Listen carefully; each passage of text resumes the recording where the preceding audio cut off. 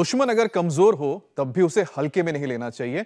ये बात आपने अपने बड़ों से, बुजुर्गों से सुनी होगी और आज एक बार फिर से उसी बात को समझाने और समझने की जरूरत आ पड़ी है, क्योंकि अब तक मामूली सा लगने वाला इन्फ्लुएंजा कोरोना से 100 गुना ज्यादा खतरनाक महामारी की वजह बन सकता है। जी हाँ अमित, दुनिया के 57% लीडिंग डिजीज स्पेशलिस्ट ने ये आशंका जाहिर की है कि जर्मनी की कोलोन यूनिवर्सिटी की एक स्टडी के मुताबिक भी फ्लू वायरस सेहत के लिए सबसे बड़ा खतरा है। देखिए पूजा, परेशानी ना पूछ कर नहीं आने वाली है और ये बात कोरोना के दौरान हम सब ने देखी भी है और उसको हमने झेला भी है। ऐसे में सावधान रहने के लिए भी इसीलिए जरूरत पड़ जाती है कि WHO ने इन्फ्लुएंजा के एवियन स्ट्रेन के फैलने की चेतावनी दे दी है। अब ये हाईली इंफेक्शियस हैं और एवियन स्ट्रेन पहले भी मौत की वजह बन चुका है।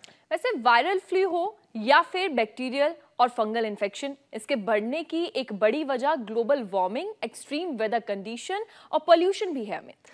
तभी तो हर मौसम में इनका अटैक किसी ना किसी रूप में देखने को मिल जाता है। अब देखिए मई, जून और जुलाई, अगस्त, ये अगले 4 जो महीने हैं उन्हीं ले लीजिए। इसमें मच्छरों का प्रकोप बढ़ेगा। इसके साथ ही viral fever, dengue, malaria, chikungunya, typhoid, herpes कईयों की जानलेवा साबित हो जाएंगी। इसलिए सेहत से जुड़ी किसी भी परेशानी को हल्के में मत लीजिए, चाहे वो सिर दर्द, vomiting, diarrhoea, stomach pain, muscles में ऐंठन, जोड़ों में दर्द, स्किन एलर्जी ही क्यों ना हो, तुरंत चेकअप करवाइए। बिल्कुल, और साथ ही अपने सेहत को यौगिक आयुर्वेदिक सुरक्षा भी दीजिए ताकि आपकी इम्यूनिटी स्ट्रांग रहे, वायरस, बैक्टीरिया, फंगस के हमले का मुकाबला कर सके और कोई भी बीमारी महामारी ना बन पाए। तो इसके लिए जाना पड़ेगा स्वामी जी के शरण में। स्वामी जी, बहुत बहुत स्वागत है आपका। प्रणाम। प्रणाम स्वामी जी। बहुत बहुत प्रणाम आपको मेरे भाई अमित जी, पूजा जी। देखो, एक तो हमने एक गिलोय की डंडी पकड़ी हुई है।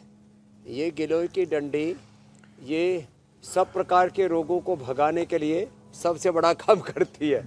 ये डंडी घुमाओ, अपने घर में ही गमले में लगाओ।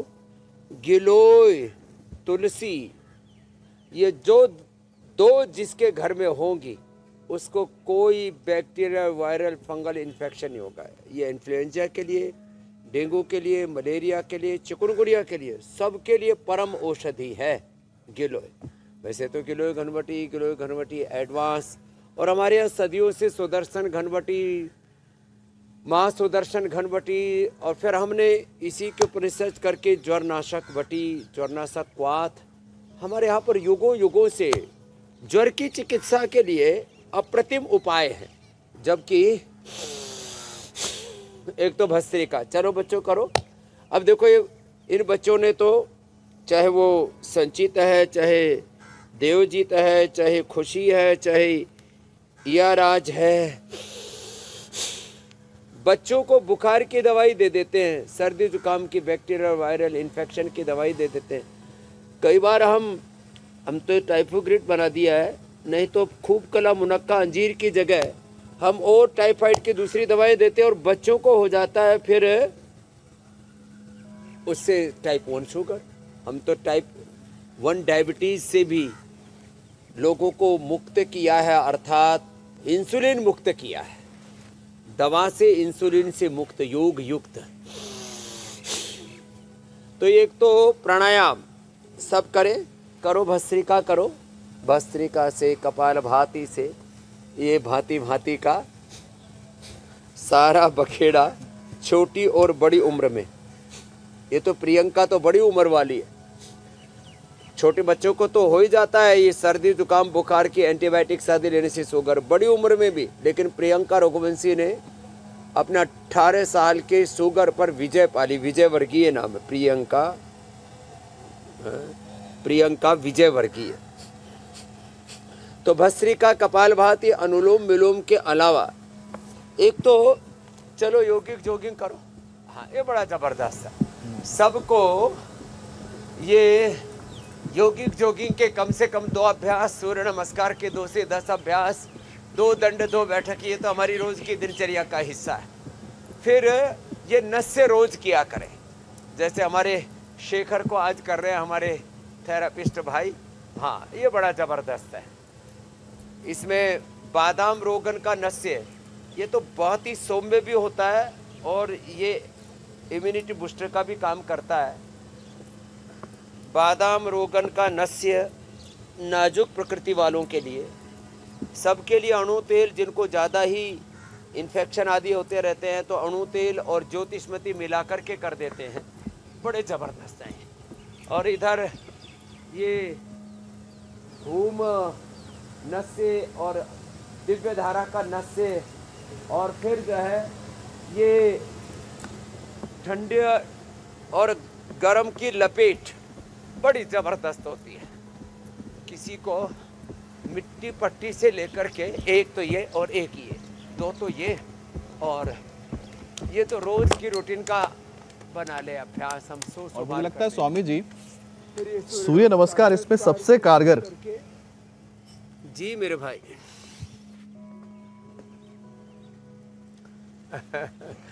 ये तो जो करेंगे ना वो सूर्य की भांति तेजस्वी बन जाएंगे।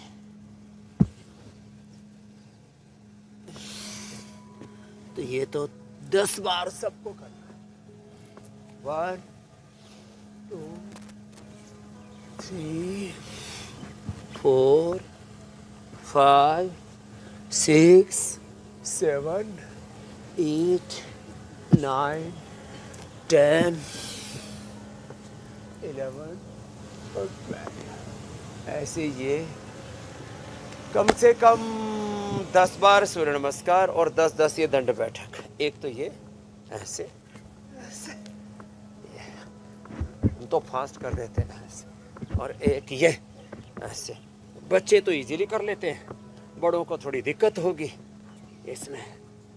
ऐसे पूरा बैठना, पूरा उठना ऐसे ये, और कम से कम 2 अभ्यास दंड के, एक ये मिश्र दंड और एक ये हनुमान दंड ऐसे। इतना तो सभी करने लग गए यार। स्वामी जी आप इतना फास्ट है कि हम लोग आपको पकड़ ही नहीं तो पा रहे। आप आगे क्या करें क्या ना कौन सा करें। अच्छा स्वामी जी, वैसे कहते हैं ना बीमारियों पे विजय पाने के लिए सबसे आप जरूरी तो चीज है बड़े मजबूत हो। और वो है इम्यूनिटी। स्वामी जी, अगर आपको हर बीमारी से निजात पाना है और आपके हर सवाल का जवाब है कि अच्छी इम्यूनिटी होनी चाहिए, क्योंकि जिस तरह से health expert Swami ji WHO ने ये आशंका जाहिर की है कि अगली महामारी जो होगी इन्फ्लुएंजा का स्ट्रेन हो सकता है। ऐसे में तो जरूरी है कि जो इम्यूनिटी है लोगों की सही रहे, लाइफस्टाइल की बीमारियों को कंट्रोल करें। तो स्वामी जी सबसे पहले ये मजबूत इम्यूनिटी के लिए आपने जो योगाभ्यास शुरू किए हैं, इसके अलावा भी कुछ और है तो वो जोड़ दीजिएगा। तो देखो, जो दंड बैठक भी ना लगा पाए, कुछ कहेंगे स्वामी जब तो बूढ़े हो गए, कमजोर हो गए, शरीर एंड बैंड हो गया, तो भुजंगासन सब करो। ये 10 बार से शुरू करके और 100 बार तक करना है भुजंगासन। ये इम्यूनिटी के लिए अश्वगंधा, शतावर, सफेद मूसली, कौच के बीज, जीवक, ऋष्वक, रिद्धि, वृद्धि, काकोली, क्षीर काकोली, मेदा, महामेदा, ये रिद्धि वृद्धि, रिद्धि वृद्धि, जीवक, ऋष्वक, मेदा, महामेदा, काकोली, क्षीर काकोली, अष्टवर्ग इसको बोलते हैं। फिर बला, बला का बीज, विदारी कंद, वराही कंद, अश्वगंधा, शतावर, सफेद मूसली, इनमें से जो भी उपलब्ध हो जाए, 1 2 5 10 1-1 ग्राम इनका पाउडर ले लें। इम्यूनिटी के लिए बेस्ट है। सुबह उठ करके गाय का घी 1 चम्मच ले लें, नारियल का तेल या मक्खन, गाय का घी या गाय का मक्खन, नारियल का तेल या तिल का तेल, खाली पेट ले लें। वैसे भी पीने में भी अच्छे लगते, टेस्टी लगते। गाय का घी हो, मक्खन हो, नारियल का तेल हो या तिल का तेल हो, ये वैसे भी बड़े अच्छे लगते हैं। सुबह सुबह खाली पेट गिलोय ले ले, गिलोय और तुलसी, 3 पत्ते तुलसी के थोड़ा सा हाथ से तोड़ करके और उसको निगल जाना चाहिए, छोटे छोटे टुकड़े करके निकल गए। ऐसे ही अश्वगंधा, जो मोटे हैं उनको अश्वगंधा के पत्ते खाने चाहिए, इम्यूनिटी के लिए बेस्ट है। जिनका हीमोग्लोबिन कम है उनको अनार, गाजर, चुकंदर, व्हीट ग्रास, एलोवेरा और लीवर फंक्शन भी गड़बड़ है, किसी का प्लेटलेट भी कम है, तो पपीते के पत्तों का रस, एरंड के पत्तों का रस, भूमि आंवला, पुनर्नवा, मकोई, इनका रस पी लेना चाहिए। इम्यूनिटी के लिए बता रहा हूँ। सामान्य रूप से जिनकी एसिडिटी की प्रकृति है, खीरा, लौकी, पेठा, इसका जूस पी ले, ओहो हो, ये इम्यूनिटी बूस्टर का काम करेगा। स्वस्थ व्यक्ति के लिए वो, अब जैसे अनानास जो एकदम पीला हो जाता है ना, ये रखा हुआ है, बड़ा जबरदस्त है। ये कफ कोल्ड के लिए भी परम औषधि है और इम्यूनिटी के लिए भी।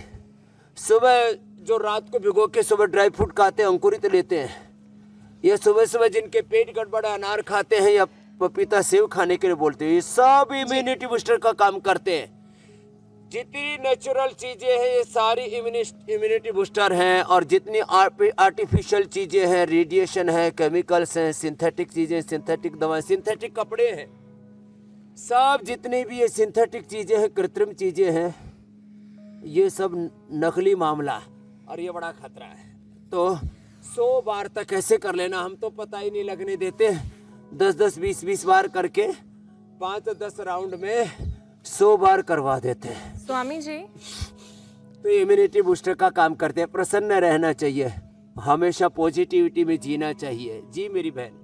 स्वामी जी, कोरोना में हम सबने देखा कोमोर्बिड पेशेंट की जान का रिस्क ज्यादा था, क्योंकि वायरल बैक्टीरियल इन्फेक्शन और घातक हो जाता था।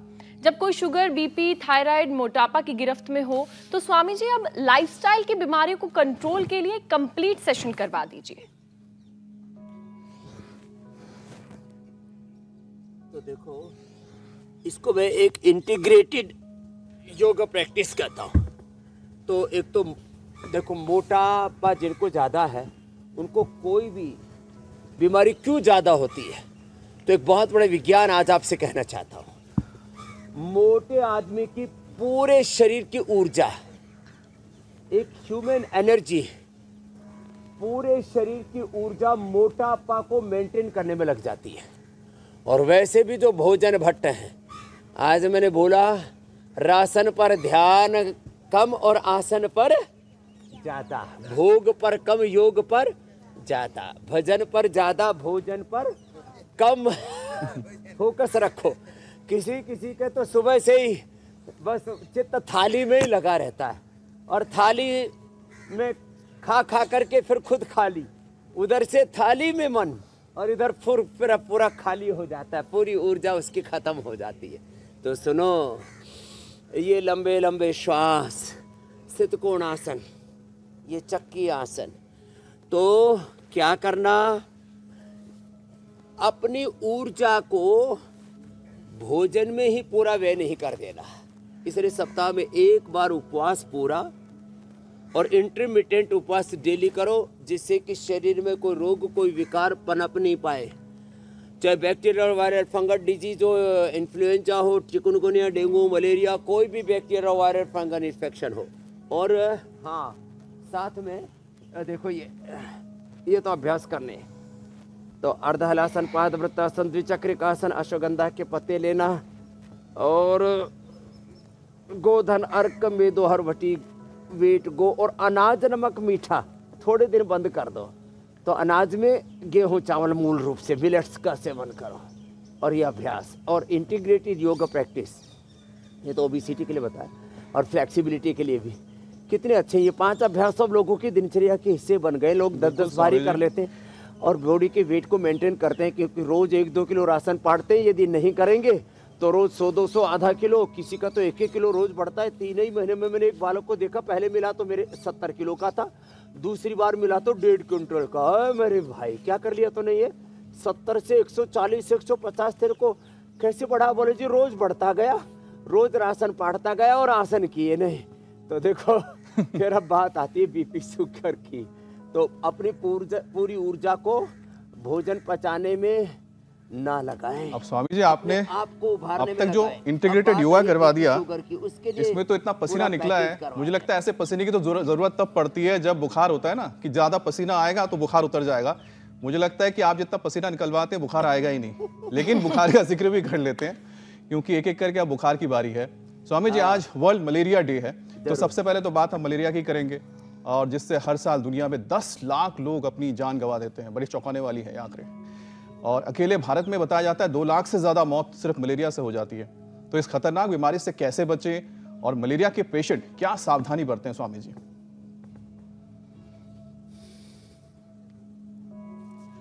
देखो, 2 व्यक्तियों की मौत बहुत बड़ी दुर्घटना, त्रासदी या बहुत बड़ा संकट होती है।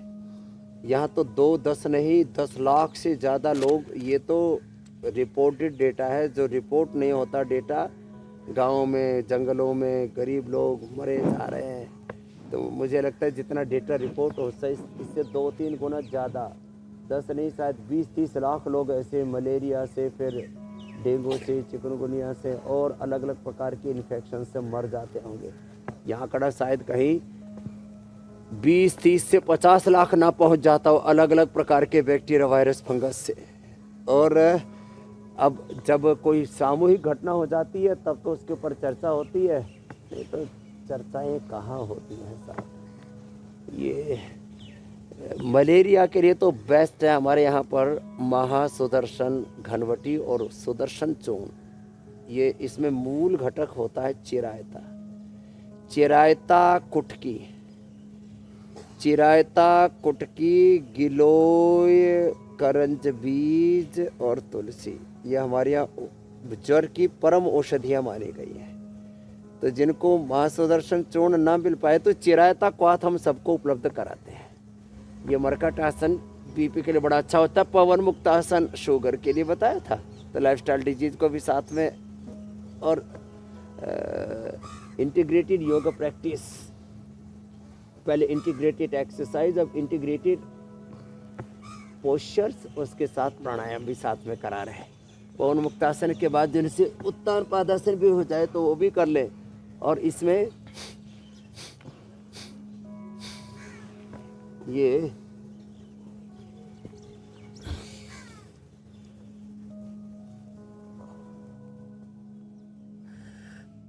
मंडूकासन, ये तो रोज करना है। तो मलेरिया के लिए चिरायता सबको उपलब्ध है, सुदर्शन चूर्ण, सुदर्शन घनवटी, और अब तो हमने सभी प्रकार के ज्वर के लिए ज्वरनाशक के बाद फीवोग्रिट। और उद्देश्य क्या है? देखो, एक तो एलोपैथी में बॉडी के टेम्परेचर को कम करने के लिए उपचार दिया जाता है। हम जिस कारण से बुखार हो रहा है उसका निवारण करते हैं। 2 तरह की दवाएं, एक है सिम्टोमेटिक, एक है सिस्टमिक। एक है सिंथेटिक दवा जो सिम्टम्स को कंट्रोल करती है, जिस कारण से बुखार होता है, चाहे वो मलेरिया, डेंगू, चिकनगुनिया, चाहे जनरल फीवर है, वायरल फीवर है, थकान के कारण से बुखार हो रहा है, किसी भी कारण से बुखार हो रहा है। सामान्य रूप से गिलोय, विशेष रूप से फीवोग्रिट, और मलेरिया आदि में तो मैंने सामान्य रूप से बता ही दिया, सुदर्शन, महासुदर्शन चूर्ण और घनवटी। तो ये ज्वर के लिए बहुत जरूरी है। कई बार लंबे समय तक लीवर फंक्शन ठीक ना हो तो भी बुखार हो जाता है। तो हमने सर्वकल्प क्वाथ, लिवोग्रिट लगातार देकर के लीवर फंक्शंस को नॉर्मल करके, और जिसको क्रोनिक फीवर बोला जाता है उससे लोगों को मुक्ति दिलाई। उसके लिए मंडूकासन भी बड़ा अच्छा है। ये लिवर के फंक्शन, किडनी के फंक्शन, पेनक्रियाज के, पेट के, आंतों के फंक्शन को पूरा, कहते हैं ना, पेट फिट तो लाइफ हिट रहती है। पेट, उदर, पाचन तंत्र गड़बड़ होने से जीवन में षड्यंत्र होता है। तो मंडूकासन, योग मुद्रासन, ये थोड़ा लंबा करें।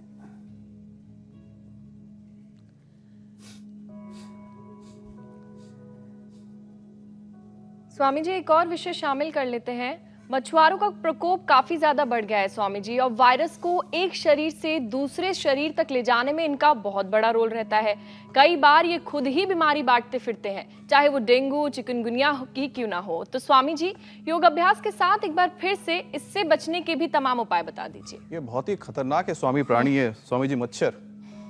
मतलब जिस रूप में भी आता है जीवन में परेशानी भर देता है।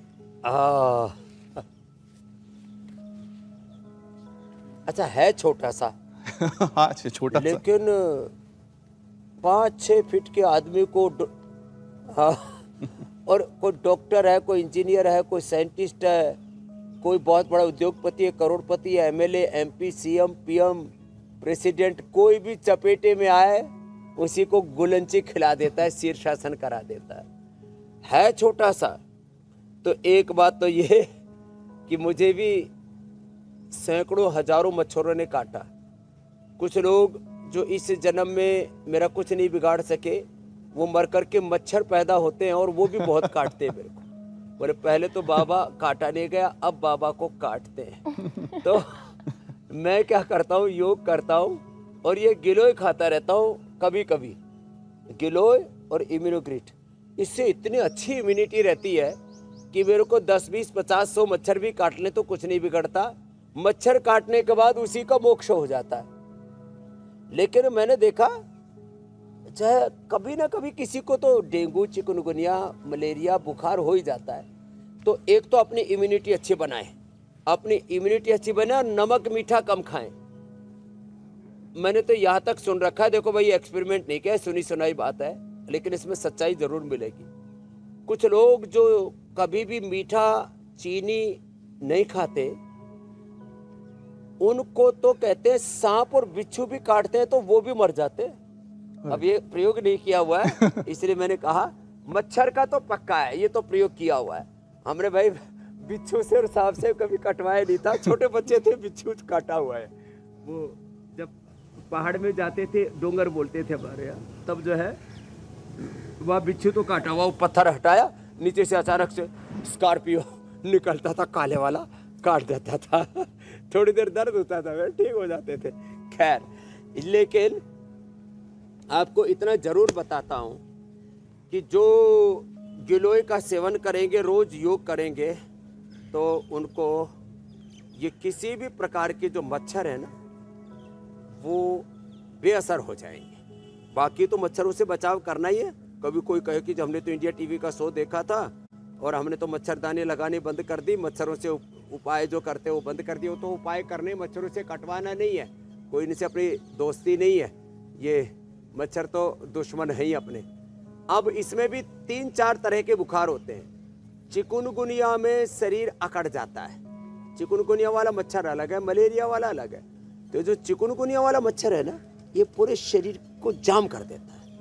तो इसमें गिलोय, गोक्षुरादि और कैशोर गुकल ये बड़ा पूरा शरीर खोल देते हैं, नहीं तो पूरा शरीर जकड़ जाता है चिकुनगुनिया वाले। और डेंगू वाले में तो एकदम प्लेटलेट गिर जाता है और आदमी मरणासन हो जाता है। उसके बारे में बताते हैं। डेंगू वाला, डेंगू में पपीते के पत्तों का रस, गिलोय, व्हीट ग्रास, एलोवेरा, अनार, अनार, व्हीट ग्रास, एलोवेरा, गिलोय, पपीते के पत्तों का रस, 5 चीजों का जूस पिलाते हैं। तो इससे एक काम तो ये होता है कि प्लेटलेट जो लोगों के 3 से 4 लाख होते हैं वो कई बार 30, 40, 50 हजार पर, किसी के तो 5 हजार पर भी आ जाते हैं। एक दिन में 25 से 50 हजार तक प्लेटलेट बढ़ जाते हैं। ये बहुत बड़ी बात बता रहा हूँ आपको। हमने यद्यपि इसके लिए प्लेटोग्रिट वटी भी बना रखी है, लेकिन इसको नाम हमने प्लेटोग्रिट जूस ही कर दिया, इन 5 चीजों के जूस को। ये प्लेटलेट बढ़ाने के लिए, अभी थोड़ी देर पहले हीमोग्लोबिन बढ़ाने के लिए अनार, गाजर, चुकंदर, व्हीट ग्रास, एलोवेरा, थोड़ा मुनक्का, खजूर, अंजीर आदि का प्रयोग जो है ना, ये तो एक सप्ताह में 7 से 14 तक हीमोग्लोबिन भी करते हैं। लेकिन प्लेटलेट बहुत ज़्यादा गिर जाते हैं जब डेंगू में या डेंगी में, तो उससे लोगों की मौत हो जाती है। ब्रेन से, हार्ट से, लीवर से, पूरे शरीर से ब्लीडिंग होने लगती है और आदमी खून के रिसाव से फिर मर सकता है। तो ऐसे में ये जो उपाय बताया हमने, ये उसका बहुत ही जबरदस्त कारगर उपाय है और डेंगू के लिए। अब स्वामी जी अच्छी बात तो चिकुनगुनिया ये में शरीर ना अकड़े उसके लिए अश्वगंधा, अश्वशिला, दूध में हल्दी, शिलाजीत ये भी अच्छी भूमिका निभाते हैं। और ये च्यवनप्राश आदि जो रोज खाते हैं उनकी भी इम्यूनिटी अच्छी रहती है। और बच्चों के लिए बालप्राश बना दिया है। जी मेरे भाई कुछ कह रहे थे आप? नहीं, मैं कह रहा था स्वामी जी अच्छी बात यह है कि आप तो दोनों उपाय बता देते हैं, जो इंस्टेंट चाहते हैं उसके उपाय भी हैं और जो थोड़ा सा परिश्रम करके अगर बोलते हैं ना कि प्राकृतिक तरीके से आप चीज़ों को लेना चाहते हैं, चाहे पत्ते हो या गिलोय हो, उसको भी सेवन कर सकते हैं। ये अच्छी बात है आपकी। और स्वामी जी यही वजह ना आपके पास एक के बाद एक विषय लाने का मन करता रहता है, जो कि बहुत मुझे लगता है लोगों के जीवन में परेशानी लेकर आती है। उसमें से एक और है स्वामी जी, हर्पीज। अब कई जगह पे इसको तो जनेऊ रोग भी कहते हैं। अब स्वामी जी कहने के लिए तो ये स्किन डिजीज है, कभी कभी चर्चा है जी, लेकिन इसकी जो वजह बताते हैं कि नसों की परेशानी शुरू हो जाती है हर्पीज से, और जिस अंग में लक्षण दिखते हैं उस अंग के जो फंक्शन है उस पर असर पड़ता है। तो स्वामी जी इसके क्या यौगिक और आयुर्वेदिक समाधान या उपाय होंगे? ये बहुत कम मौका मिला है आज इस हर्पीस को भी पूरा खदेड़ते, इसकी भी पूरी विदाई करते, इसका पूरा मोक्ष करना पड़ेगा। लेकिन ये जिसको होता उसको इतना कष्ट, इतनी पीड़ा देता रे, राम राम राम। आदमी कहता है भगवान जी, हे राम जी मुझे उठा ले, इतनी पीड़ा होती है। हर्पीस में आधे शरीर के ऊपर ऐसे ऊपर थोड़ा सा निकलने लगता है, ताफड़ सा, और फिर उसमें से दाने दाने हो जाते हैं। उसको जनेऊ कहते हैं, कोई हर्पीस कहते हैं। जैसे ये तो रीढ़ की हड्डी के दाईं ओर या बाईं ओर, और चेहरे पर, छाती पर, पीठ पर यही निकलता है। पैर में तो मैंने किसी को देखा नहीं, कमर से लेकर के और सिर तक निकलता है। आँख पर, गाल पर, छाती पर, पेट पर, पीठ पर, और अंदर से ऐसे ऐसे चपक चपक चपक चपक करता है। एक तो इसमें कपालभाति करे, अनुलोम विलोम करे। इसके 3 कारण मैंने सबसे ज़्यादा देखे।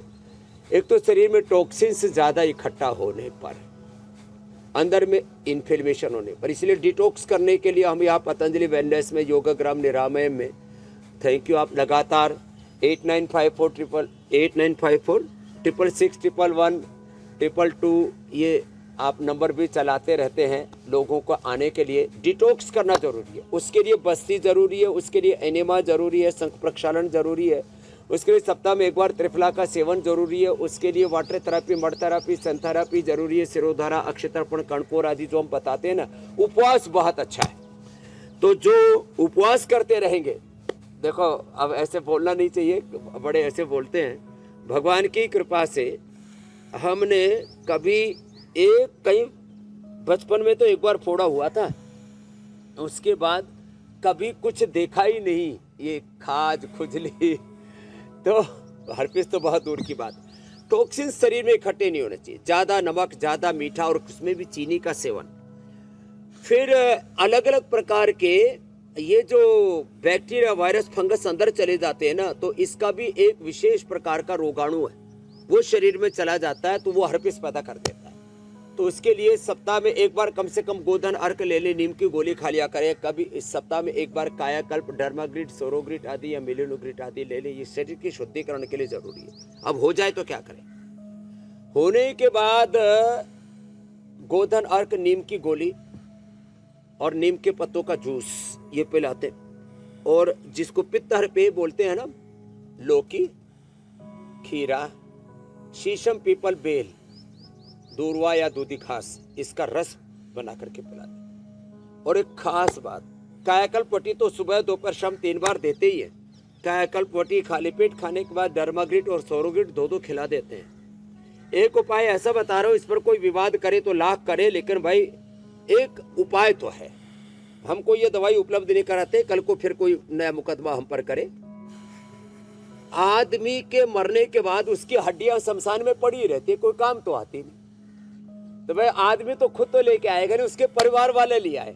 शमशान की आदमी के जली हुई मुर्दे की हड्डी, अब जल गया आदमी तो अब उसकी हड्डी उपयोग में आ जाए तो क्या दिक्कत है? तो हड्डी को पीस करके ये नारियल के तेल में मिला करके उसका पेस्ट लगा देते, 3 दिन के अंदर हर्पीस ठीक। ये बड़ी चीज है। हर्पीस के बारे में बहुत भ्रांतियां हैं लोगों को। और इसके लिए स्टेरॉइड तक लोग लेते हैं।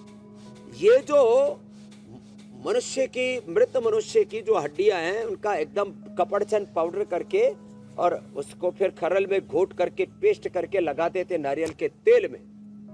इससे बेस्ट कुछ भी नहीं है। उसमें नारियल के तेल के साथ उसमें थोड़े नीम के पत्ते भी मिला देते तो और जलन कम हो जाती है। 3, 5, 7 दिन में खत्म हो जाता है। नहीं तो मैं देखता हूँ लोगों को 3-3, 6-6 महीना, किसी को साल भर। एक ओम प्रकाश जी थे, मुझे याद है, स्वतंत्रता सेनानी देहरादून के, बेचारे 10 साल जिए हर्पिस के बाद, 10 साल तक परेशान रहे। इसलिए मैंने ये जो उपाय ये कईयों पर किया है, मैंने बहुतों पर प्रयोग किया है। स्वामी तो जी, लोगों को हमने बताया, उन्होंने प्रयोग किया, ठीक हो गया। तो हर्पिस के बारे में ये बहुत ही जबरदस्त है। बाकी तो सामान्य कायाकल्प तेल हम लगाते हैं, कायाकल्प पट्टी खिलाते हैं। स्वामी जी, क्योंकि हम अलग अलग बीमारियों की बात कर रहे हैं, तो हार्पीज, डेंगू, चिकनगुनिया, मलेरिया की वजह से लोग सालों साल हड्डी दर्द से भी परेशान रहते हैं। तो ये बुखार हड्डियों को पेन ना दे पाए, उसके लिए हड्डियों को कैसे मजबूत किया जाए स्वामी जी, उसका उपाय बता दीजिए। एक तो हड्डियों की मजबूती के लिए ये कोई भी बुखार हो, कहे भाई इससे तो जो है ना हाड़ तोड़ दी बुखार ने, गांव की भाषा में कहते हैं। तो देखो, एक तो सुबह धूप में बैठें। सुबह धूप में बैठने से जो हमारी एपिडर्मिस है, हमारी डर्मिस है, हमारी हाइपोडर्मिस है, सारी जो स्किन की पूरी लेयर है, पूरा कोलेजन है हमारी स्किन का, वो अच्छा हो जाता है। और विटामिन डी का सिंथेसिस अच्छे से हो जाता है और उसका संश्लेषण अच्छे से होगा। और ये सूक्ष्म व्यायाम करें, विटामिन डी लाइकिन से, विटामिन B12 कोनहल से, और पूरा बी और बी कॉम्प्लेक्स पूरा ये मोरिंगा से। अब देखो, मोरिंगा थोड़ी मात्रा में लेना, ज़्यादा लेने पर एक माता प्रेम आई, मुझसे कहने लगी बाबा जी मैंने तो ज़्यादा ही पी लिया वो मोरिंगा और उससे तो मेरे को खुजली होगी। अब बताओ, खुजली से ठीक होती है लेकिन ज़्यादा लेने पर ठीक नहीं है। तो जो है हड्डी की मजबूती के लिए दूध में हल्दी, शिलाजीत, लाक्षादि गुग्गल जबरदस्त होता है। हड्डी की मजबूती के लिए योगराज, महायोगराज गुग्गुल, त्रिदशंग गुग्गुल, सिंहनाथ गुग्गुल, आमवातरी रस, और अब तो नए हमने पेडानिल गोल्ड ऑर्थोग्रिट। और सबसे अच्छा तो मैं कहता हूँ ना, हल्दी, मेथी, सौंठ, अश्वगंधा और मीठी सुरंजान। सुरंजान भी ज़्यादा मात्रा में नहीं सेवन करनी चाहिए। हाँ, नहीं तो सुरंजान ये यूनानी औषधियों में बहुत प्रयोग किया जाता है और उसकी ज़्यादा सेवन से कैंसर हो सकता है। 3-4 चीज़ें बता देता हूँ। विष चिकित्सा में चाहे विषतेंदु का है, चाहे वत्सनाभ है, और जैसे ये मैंने बताया है मीठी सुरंजान है, ये ज़्यादा मात्रा में नहीं सेवन की जाती। 1-2 सप्ताह या अधिकतम 1-2 माह तक विशेष परिस्थिति में इनका सेवन किया जाता है। ये विष चिकित्सा की सावधानी हो गई। जो सनाए पत्ती है, सनाए पत्ती जो है ज़्यादा लेने से आंतें खराब हो जाती है, कोलाइटिस, IBS, संग्रहणी का रोग हो जाता है। ये खास कुछ चीज़ों पर ध्यान देने की जरूरत है। बाकी आयुर्वेद में ऐसी कोई चीज़ें नहीं है जो किसी भी प्रकार से नुकसान करती हो। हाँ, तो ये सूक्ष्म व्यायाम और प्राणायाम पूरा करें। दूध, दही, छाछ का सेवन करें। सबसे ज़्यादा कैल्शियम होता है मिलेट्स में, और उसमें भी चौलाई के अंदर, सिंघाड़े के अंदर सबसे ज़्यादा कैल्शियम होता है। और मोटे अनाज जितने भी हैं, बाजरा, रागी, मकई, गेहूं, चावल खाएगा वो जल्दी ऊपर जाएगा, इसलिए इनसे तो बचने की ज़रूरत है। बाकी हड्डियों को मजबूत बनाने के लिए दौड़ लगाएं, रोज प्राणायाम करें, ये बहुत जरूरी रहता है। और स्वामी जी, मुझे लगता है बचपन में थोड़ी अपनी मम्मी और डैडी उनसे थोड़ा मार भी खा ले। कहते हैं ना, बचपन में अगर मार अच्छी पड़ती है तो हड्डियां मजबूत हो जाती हैं।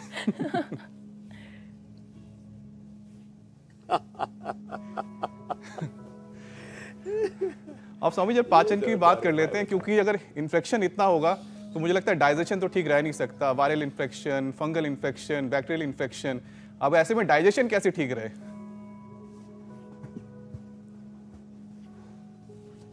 पाचन तंत्र ठीक रहेगा तो हिंदी में इम्यूनिटी को प्रतिरक्षा तंत्र कहते हैं। क्या बोलते हैं बच्चों?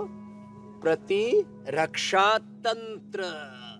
हाँ, हमारे बच्चे भी बड़े बुजुर्ग भी बहुत अच्छा योग कर रहे हैं और पीछे फव्वारे भी बहुत अच्छे चल रहे हैं। चारों तरफ पतंजलि वेलनेस में स्वर्ग जैसा वातावरण है।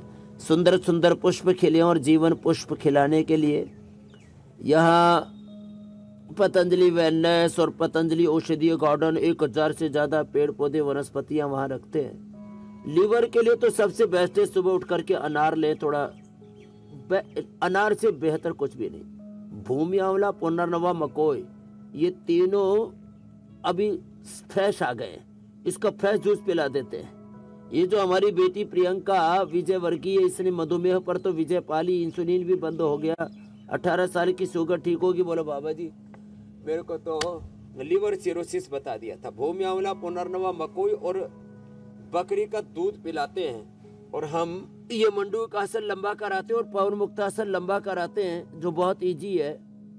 और सर्वकल्प का काढ़ा रेडीमेड में लिवोग्रिट वाइटल देते हैं और लीवर को रीजुविनेट कर देते हैं। लीवर के सेल टिश्यूज को जो डीजेनरेट हो सके, बड़ी बात है। और फिर मिट्टी पट्टी थोड़ी करवा देते हैं, कब्जे नहीं होने देते। अच्छा, एक उपाय छोटा सा इसी के साथ बता देता हूँ। सारी बीमारियों का मूल कारण, मूल जड़ है उसकी त्रिदोष। सप्ताह में एक बार बस्ती और एक बार उपवास कर ले, वात पित्त कफ त्रिदोष नहीं होंगे। बस्ती मूल रूप से वात दोषों के लिए नशे, जो हमारे भाई शेखर अमेरिका से आकर के पूरा आनंद ले रहे हैं। आज तो बादाम रोगन नाक से ही पिए जा रहे हैं। तो ये नशे कफ रोगों के लिए और पित्त रोगों के लिए वमन बहुत ही जबरदस्त है। तो पाचन को अच्छा रखने के लिए एक भुक्तम सदारोग्यम, द्विभुक्तम बलवर्धनम, त्रिभुक्तम सदारोग्यम, चतुर्भुक्तम। तो मार्कम इस सिद्धांत को याद रखे। हितहारा मितहारा अल्पाहारा शय्येन राह न तान वैद्या चिकित्सन्ति आत्मनस्ति चिकित्सका। रितभुक हितभुक मितभुक होना पड़ेगा। एक बार खाएं, बाकी ज्यादा भूख लगे तो फ्रूट और ड्राई फ्रूट्स थोड़ा ले सकते हैं। छत्रपति शिवाजी महाराज शाकाहारी थे और एकाहारी थे, एक बार खाते थे। ये जो बार बार खाने वाले हैं ना, ये बीमार होते हैं। जो बार बार खाएगा वो जल्दी मर जाएगा। और स्वामी जी जो बार बार खाएगा वो लौट कर वापस नहीं भी आएगा। चुनाव का माहौल है तो स्वामी जी बोल ही सकते इतना तो। अच्छा स्वामी जी, वैसे तो आप प्राणायाम लगातार करा ही रहे हैं बीच बीच में, लेकिन सांक्रामक बीमारियों में प्राणायाम कितना कारगर है और कौन कौन से प्राणायाम करने की जरूरत है, एक सिरे से करा दीजिए। तो पाचन के लिए तो पवन मुक्तासन और उत्तान पादासन लंबा कर रहे हैं और मंडूक आसन जो अभी बता रहे थे। जहां तक रही आपने संक्रामक बीमारियों की बात कही, दो तरह की बीमारियां होती हैं। एक को बोलते हैं bacteria viral fungal communicable disease और एक को बोलते हैं नॉन कम्युनिकेबल डिजीज। सभी तरह की डिजीज से प्रोटेक्शन के लिए अपने भीतर बाहर एक सुरक्षा चक्र, सुरक्षा कवच तैयार करने के लिए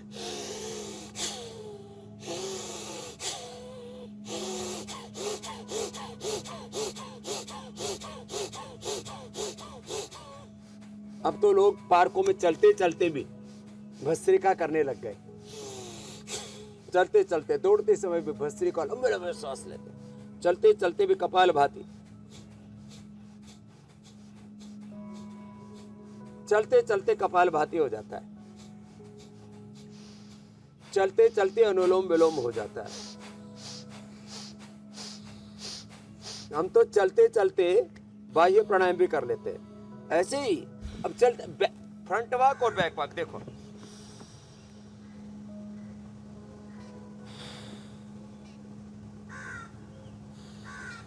अनुलोम विलोम।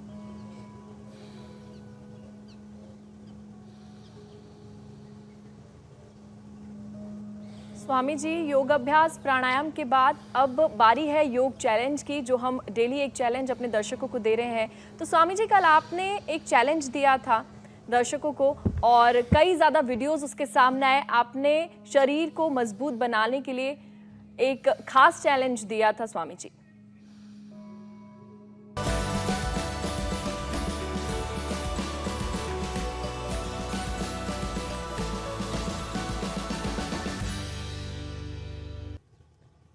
स्वामी जी कल और आपने लाखों करोड़ों लोग इसमें जुड़ रहे हैं, अच्छी बात है। बिल्कुल स्वामी जी। स्वामी जी कल आपने शरीर को बिना हिलाए गरुड़ासन का योग चैलेंज दिया था, वो कैसा था एक बार वो देख लेते हैं। गरुड़ासन करना है ऐसे, और ऐसे हाथों को इस स्थिति में लेके आना है, ये और ऐसे ही बिना हिले डुले दूसरी तरफ से ऐसे, ये। अब इसके लिए एकाग्रता तो चाहिए, और ये इजी चैलेंज है। अब लेकिन इसमें पोजीशन ये रहनी चाहिए कि हाथ ऐसे एक दूसरे से मिले हुए, पेट खिंचा हुआ, देखो पेट इसमें ऐसे खिंचा हुआ रहना चाहिए, देखो। तो स्वामी जी आपके योगिक चैलेंज को एक्सेप्ट कर बहुत सारे दर्शकों ने हमें अपने वीडियोस भेजे, जिसमें से कुछ अच्छे वीडियो यहाँ दिखा रहे हैं, एक बार देख लेते हैं।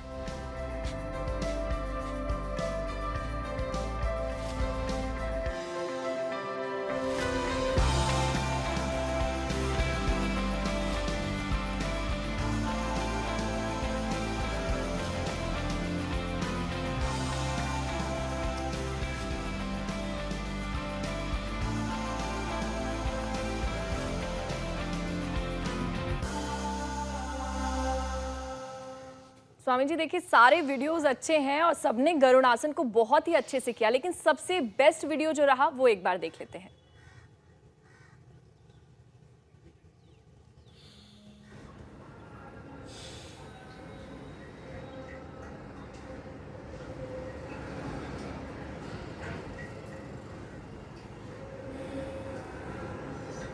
तो नोएडा से नीरज कुमार का ये वीडियो है, जिन्होंने बहुत ही अच्छे तरीके से गरुड़ासन किया। स्वामी जी आज आप कौन सा योगिक चैलेंज देने वाले हैं? तो कल प्रियंका और आज नीरज को, जो उन्होंने चैलेंज को अच्छे से प्रस्तुत किया है, उनको हम पुरस्कार देंगे योग रत्न का, और पतंजलि के उपहार भी देंगे। आज का पद्मासन में बैठ करके, और फिर मयूरासन और मयूरी आसन, इसमें ऐसे सामने से उठाया, पीछे से पैरों को उठाया, और ऐसे बराबर बैलेंस बनाए बिना हिले डुले 10 से 15 सेकंड तक, और फिर पैर भी खोल दें। मयूरासन और मयूरी आसन का एक साथ ये चैलेंज आज दे दिया है। अब लोग करने लग गए हैं सरल आसनों के साथ थोड़े कठिन आसन भी, और मैं आश्वस्त हूँ कि कल भी वीडियो ऐसे ही हजारों की संख्या में आएंगे, और प्रियंका और नीरज जी की तरह नए विजेता हम खोज निकालेंगे। जी स्वामी जी। योगमय हो रहा है राष्ट्र, अभिनंदन है सबका। तो योग गुरु के चैलेंज को एक्सेप्ट अगर आप करते हैं तो मोबाइल निकालिए, घर बैठे इंडिया टीवी पर आने का मौका हाथ से जाने मत दीजिए। योग करते हुए वीडियो बनाएं और भेज दें 93505935 9350 पर। एक बार फिर से नंबर दोहरा देती हूँ, 93505935 पर आप अपना वीडियो भेजिए। तो स्वामी जी योग चैलेंज के बाद अब दर्शकों को बता देते हैं कि कल के शो में क्या खास रहने वाला है। स्पाइडर जैसा वेन्स का जाल, स्किन पर उभरी नीली गांठ, तेज दर्द के साथ सूजन ऐंठन, कैसे ठीक करे ब्लड सर्कुलेशन। स्वामी रामदेव के रामबाण योग 15 दिन में दूर करेंगे वेरिकोस। तो सुबह नसों को मजबूत बनाने के साथ सर्कुलेटरी सिस्टम से जुड़ी तमाम बीमारियों पर होगी बात। 7:56 से पहले इंडिया टीवी लगा लीजिए और योग गुरु स्वामी रामदेव के संग कीजिए योग अभ्यास। स्वामी जी बहुत बहुत धन्यवाद, प्रणाम। कल फिर मिलेंगे। शीर्षासन, सर्वांगासन, ये तो अच्छा है, और भी उपाय बताएंगे मेरे को। जी स्वामी जी, बहुत बहुत धन्यवाद स्वामी जी, प्रणाम।